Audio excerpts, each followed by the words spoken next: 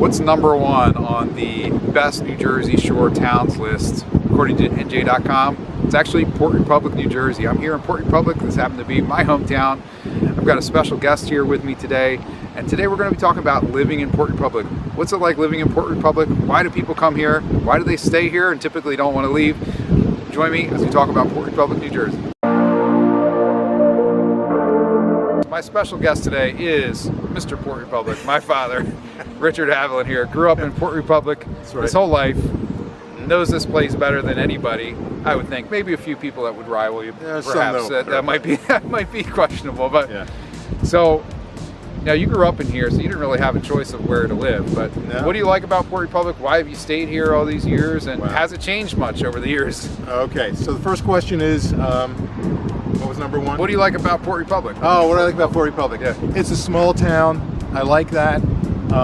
There's not a lot of traffic, although right over here there's a lot of traffic tonight because tonight is dump night. We can explain that later. But anyway, other than that, it's quiet, it's peaceful. There's no condos, there's no townhouses. Typically all the lots here are 1 acre minimum, so they require well and septic. There's no city water, no city sewer, no city gas, which some people are horrified at those things, but for those of us that live here in Port, we love that because it helps keep the royal look and feel. What we have behind us is the NACOTE Creek, another feature of Port that we love. This is the locals call it Naked Creek, but it's actually NACOTE Creek. This eventually would take you to the Mullica River or to the bay, Oyster Creek, Botts Creek, you know where that is, and of course from the Great Bay you can get to the ocean. So depending on how fast your boat is, you can actually get to the ocean from here. It's tidal water or brackish. It's half salt, half fresh water. Right over here behind the camera there's what's called the mill pond, which is fresh water, which there's a dam and the water comes into the creek from here. There's also a beach over here. Also, another feature of Port Republic is the school system. Matt went to the school system. I actually did. It was still there. It was there when I was a kid. It's a K through 8. Right now, I think it's about 125 students. It's always small classrooms. Like when you went to school, the biggest class was probably what, 14, 15 kids? 18. I had the biggest class. 18. Yeah, that was a big class. That was a big class. I don't think they're quite as big now. So it's kind of like a private school. In fact, there are some people that live outside of Port that send their kids here on a tuition basis. Here's the view overlooking the beautiful NACOTE Creek. You have the church there, the beach, and here's the mill pond. Beautiful tranquil space here. Now directly on the mill pond is the historic Franklin Inn. During the American Revolutionary War, Port Republic provided a refuge to the residents of nearby CHESTNUT Creek when the British Army attacked their town in October 6 of 1778. Among the refugees was Daniel Mathis, a tavern keeper who built the Franklin Inn. Now it's currently a private residence. So here is Port Beach, and got a lot of time spent in this beach as a child.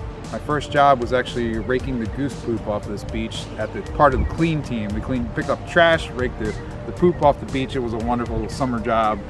So this is the Port Beach, great place to be. So we are actually on the boat ramp here. There's a free public boat launch. And the park and recreation area here in Port Republic is really beautiful, great setup. Why don't you tell us some more about it? Yeah, so what we have here to your right, we have a kayak ramp over here, which is free, which is next to the beach. And then we have the free boat ramp here as well. Behind you is the parking for the trailers, for the boats and all that stuff.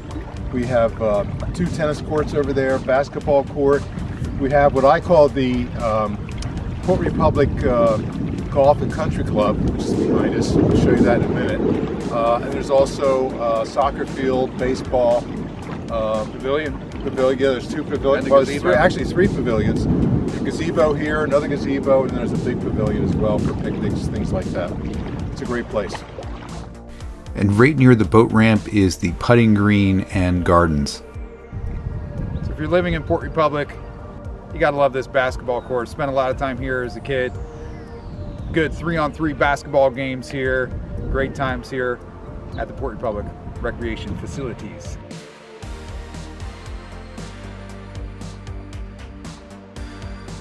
Here's the Port Republic field. Sources tell me that Mike Trout played on this very field when he was a child.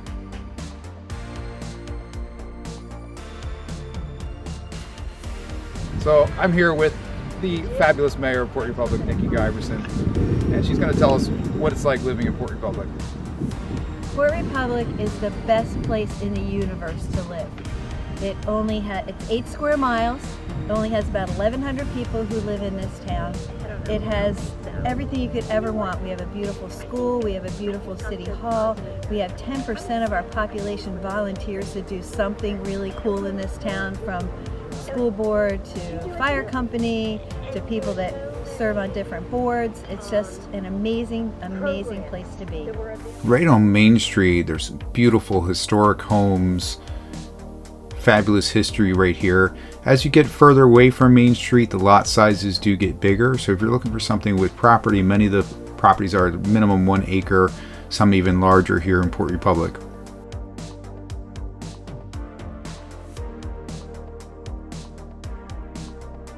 Here's a quick look at the new construction and the bridge site going in. I'm here on the steps of the Port Republic School, and if you're looking for a great school system, this is kindergarten through 8th grade. I went to school here and turned out pretty okay, so I think it's a great school system. My class was 18 people, and that was a big class. So it's a great school and a great part of Port Republic here.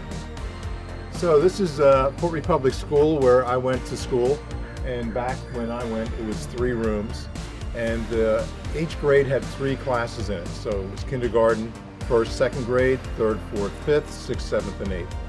And 1 teacher for each grade. That's how it was, but somehow we made it. Honey and Sweet Farm Stand is located at 540 Chestnut Neck Road in Port Republic. Great place for produce, for plants, flowers. Great stop in Port Republic. Stockton University has a marine field station right here in Port Republic, and they do research on marine wildlife.